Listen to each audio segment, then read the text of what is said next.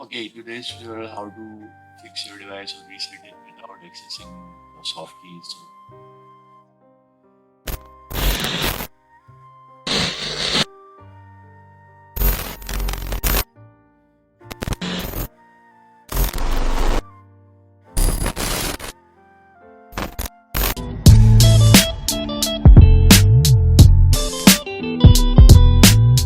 download mode in this case.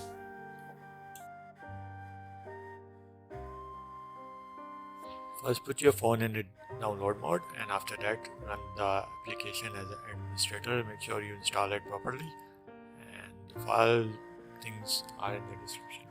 After download mode, just select this factory reset button and just wait for your screen to reboot on your cell phone, as you can see there on the short box.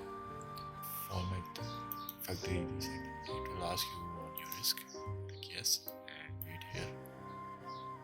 There you go. We are on the reset.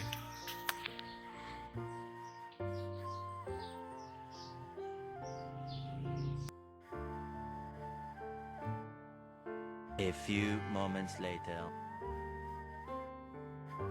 That's all for today. You can see the software is flashed. Fully flashed. I'm gonna show you from the settings and about, and there you go. Don't copy my IMI.